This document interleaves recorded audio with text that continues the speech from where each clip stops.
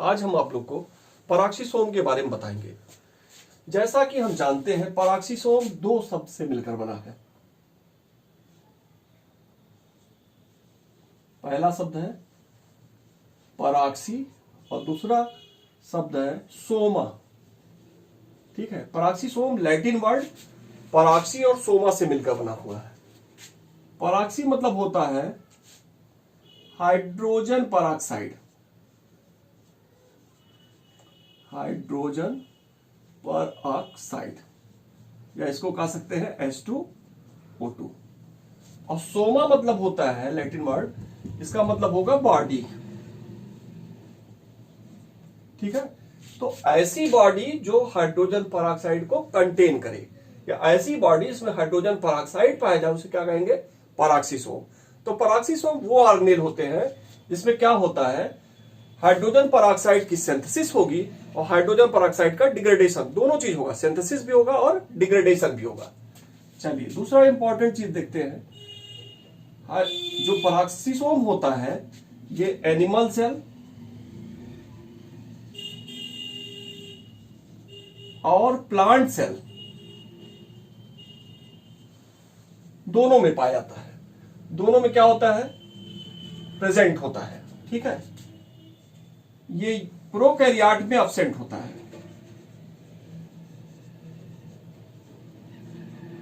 Prokaryotes में क्या होगा? एब्सेंट होगा, जबकि यूकैरियोट्स में क्या होगा? प्रेजेंट होगा। ठीक है, अगला इंपॉर्टेंट चीज है कि पराक्सीसोम जो होता है वो सिंगल मेम्ब्रेन स्ट्रक्चर है।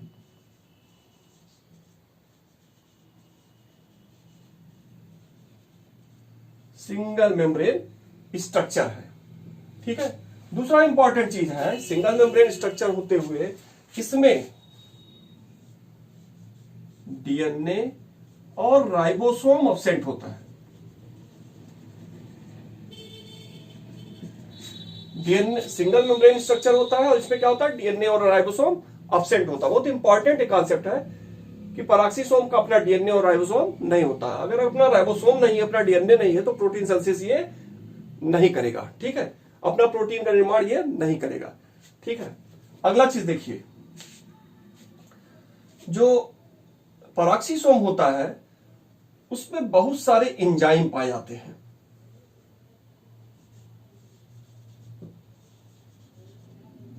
वेरियस एंजाइम पाए जाते हैं, लेकिन प्रमुख जो एंजाइम है इसमें वो कौन कौन से हैं? कैटालेस और ऑक्सीडेज। ठीक है, कैटालेज हो गया, पराक्सीडेज हो गया, और ग्लाइकोलिक एसिड ऑक्सीडेज।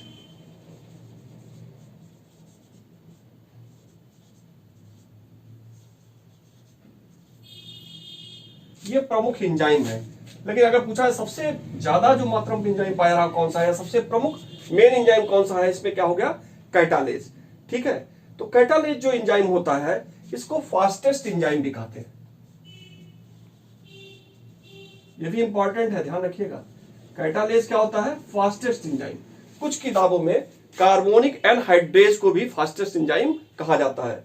तो अगर कैटालेज या कार्बोनिक एनहाइड्रेज में से कोई भी एक आ रहा है तो उसमें किसको करेंगे? कैटालेज अगर आया तो फास्टेस्ट एंजाइम में तो इसको लगाएंगे टिक, और अगर कार्बोनिक एनहाइड्रेज आया तो उसको लगाएंगे टिक। ठीक है, दोनों में से कोई एक ही आएगा। ठीक है, फास्टेस्ट एंजाइम कैटालेज को भी कुछ किताबें कहती है, कुछ किताबें कार्बोनिक एनहाइड्रेज को कहती हैं। ठीक है, अगला चीज देखते हैं।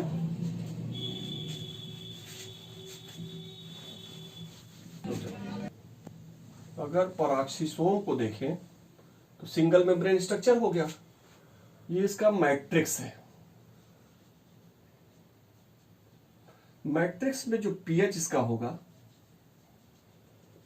वो लगभग 5 to 5.5 रहेगा, और इधर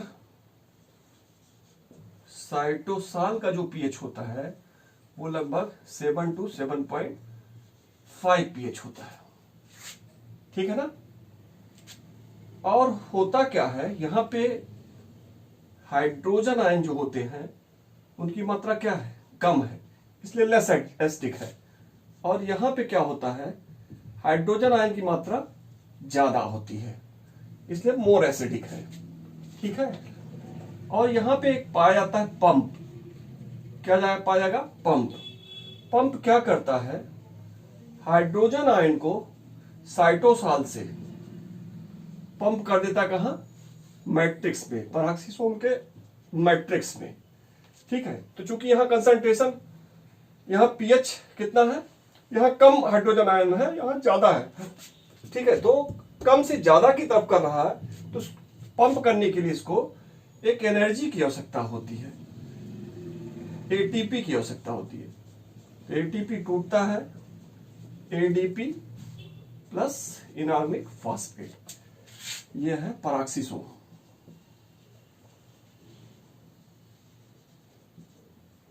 ठीक है ना।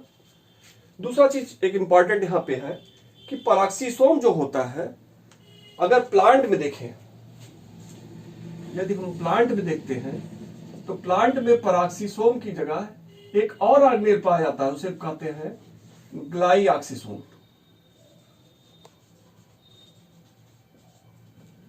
प्लांट में पैराक्सीसोम की तरह एक ऑर्गेनेल पाया जाएगा, उसे क्या कहेंगे? ग्लाइऑक्सीसोम।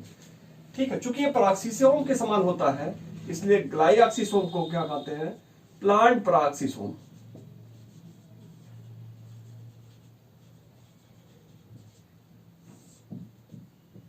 तो क्वेश्चन इस पे भी आ जाता है कि ग्लाइऑक्सीसोम किस पे पाया जाता है? तो ग्लाइऑक्सीसोम केवल और केवल प्लांट में पाया जाता है, जबकि पैराक्सीसोम प्लांट और एनिमल में दोनों पाया जाता है। दूसरा इंपॉर्टेंट चीज है कि ग्लाइऑक्सीसोम में क्या होता है? ग्लाइऑक्सिलेट साइकिल चलता है। तो ये भी क्वेश्चन पूछा जाता है, ग्लाइऑक्सिलेट साइकिल कहां चलता है, किसमें चल रहा है? ग्लाइऑक्सिलोम। और ग्लाइऑक्सिलेट साइकिल में क्या होगा? बीटा ऑक्सीडेशन होता है।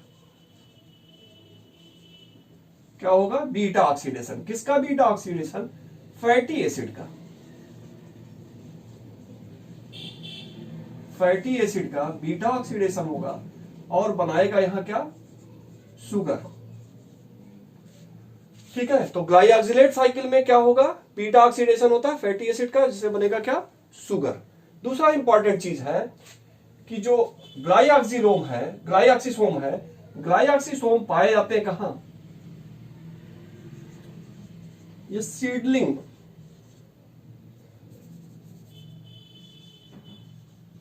कहां पाए जाएंगे? सीडलिंग, प्लांट सीडलिंग में पाए जाएंगे। मेनली कैस्टर सीड में देखा जाता है,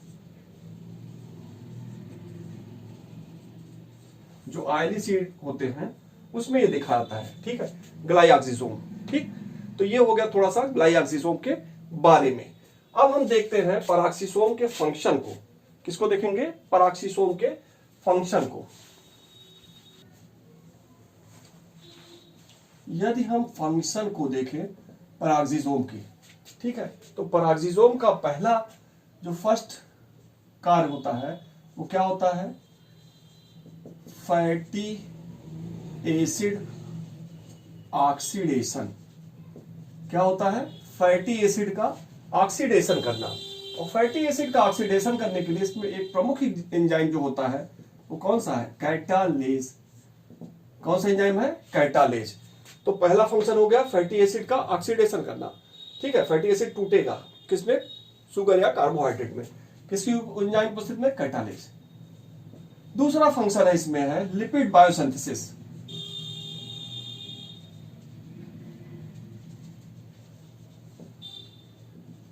लिपिड की सिंथेसिस करेगा। ठीक है, जैसे कोलेस्ट्रॉल, ठीक है ना, प्लाज्मेलोजन,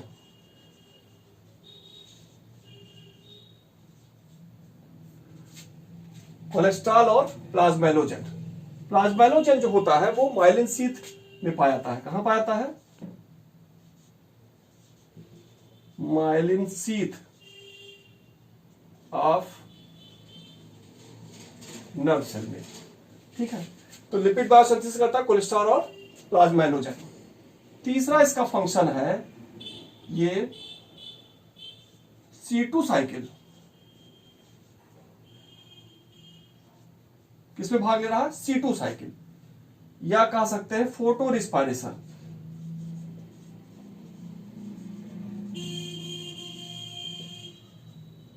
या इसी को कह सकते हैं ग्लाइकोलेट साइकिल में भी भाग लेता है। ठीक है, तो पैराक्सीसोम C2 साइकिल या फोटोरिस्पायरेशन या ग्लाइकोलेट साइकिल में भाग लेता है। यहां पे क्या करता है पैराक्सीसोम फोटोरिस्पायरेशन में, ये क्या करेगा, ग्लाइकोलेट को ग्लाइसिन में कन्वर्ट करेगा। ये भी बहुत इंपॉर्टेंट क्वेश्चन है।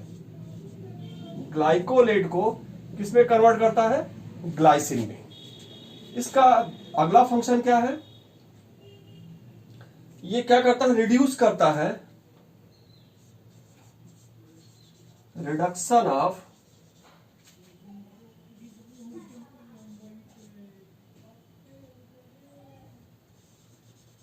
Reductive oxygen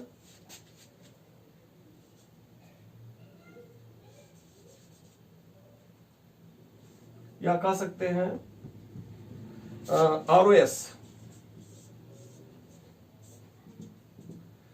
reduction of reductive oxygen, वो क्या कहते हैं सब्सटेंस को ये क्या करेगा, कम करेगा। या रिडक्टिव ऑक्सीजन मॉलिक्यूल जो होते हैं उनको क्या करता है, ये इनकी संख्या को कम कर देता है। ठीक है ना, तो ये लगभग इसके फंक्शन हो गए। अब हम इसमें कुछ क्वेश्चन देखते हैं। ठीक है, क्वेश्चन देखते हैं क्या क्या है। अब उस पे हम इस पे क्वेश्चन को देख लें तो हम कह सकते हैं, क्वेश्चन इस पे देख लें, कुछ अच्छे क्वेश्चन आप जो आए हुए हैं उसमें हम चले देखते हैं। पहला क्वेश्चन, इसको रिडक्टिव ऑक्सीजन स्पीसीज कर देते हैं। ठीक है, reduction of reductive oxygen species या ROS। ठीक है, जो फ्री रेडिकल मॉलिक्यूल बनते हैं, ठीक है, रिडक्टिव ऑक्सीजन स्पीसीज बनते हैं, उनको क्या करता है, इस संख्या को घटाता है। अब इसके कुछ फंक्शन को हम देखते हैं। फंक्शन नहीं, अब इसके हम क्वेश्चन इस पे आ रहे हैं। फंक्शन तो हो गया, छोटा ही टॉपिक है लेकिन इंपॉर्टेंट है।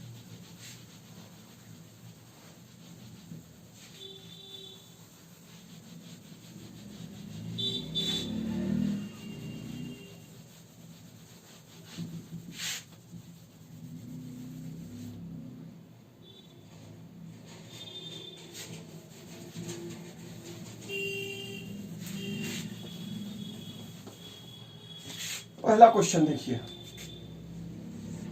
पहला क्वेश्चन इसमें है,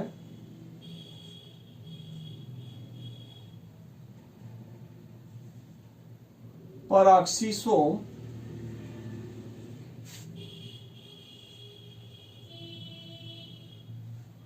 takes part in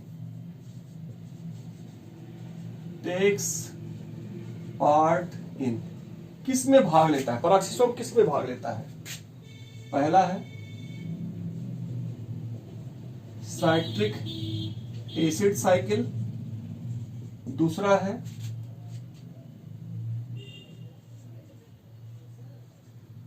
degradation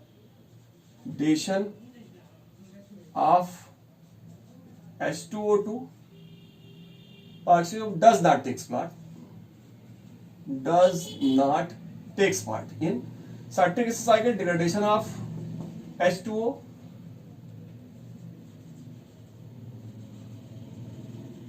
synthesis of H2O2, और 4 होगा all of these या all of the above। इसमें 4 ऑप्शन दिया है। ठीक है, कि पैराक्सीसोम किसमें भाग नहीं ले रहा है, citric acid cycle, degradation of H2O2, synthesis of H2O2, all of these. चलिए, आप सोच लिए होंगे इतने देर में क्या ऑप्शन होगा। ठीक है, तो ऑप्शन जो क्या नहीं भाग ले रहा है, साइट्रिक एसिड साइकिल में डिग्रेडेशन होता है, सिंथेसिस भी होता है, लेकिन ये चीज नहीं होता है। ठीक है, अब दूसरा क्वेश्चन देखते हैं।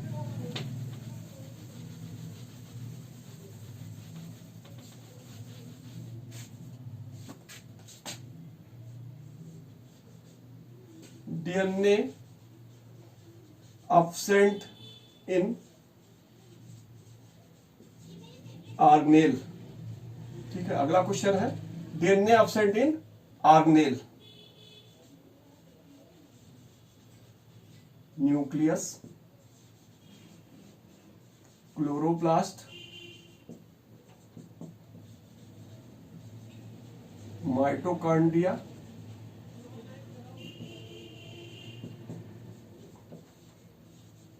पैराक्सीसोम। ठीक है, तो ये भी क्वेश्चन आपको आ गया होगा।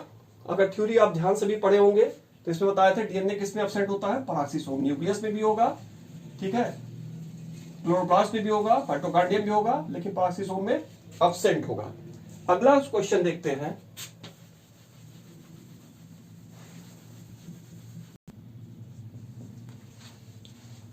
पैराक्सीसोम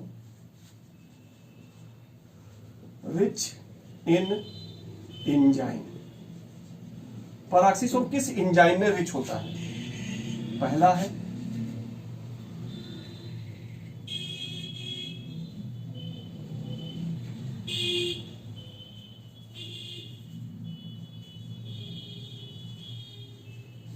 डाइजेस्टिव एंजाइम, दूसरा है डिहाइड्रोजिनेज एंजाइम, तीसरा है कैटालेज एंजाइम, और चौथा है ऑल ऑफ द अबव। तो इसमें भी आप जान गए होंगे, डाइजेस्टिव एंजाइम नहीं है, डिहाइड्रोजिनेज भी नहीं है, कौन सा है? Catalase enzyme. ठीक है, लास्ट क्वेश्चन देखते हैं।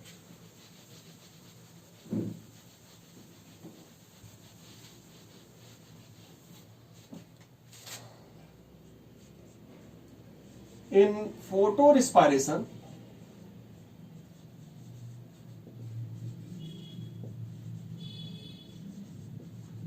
पैराक्सीसोम टेक्स पार्ट इन रिएक्शन, किस रिएक्शन में भाग लेता है? ठीक है, फोटो रिस्पायरेशन में पैराक्सीसोम किस रिएक्शन में भाग ले रहा है? पहला राइबोलोज टू, राइबोलोज को किस में कन्वर्ट कर रहा है? ग्लाइकोलेट में। दूसरा ग्लाइकोलेट कन्वर्ट कर रहा है सीरीन में। तीसरा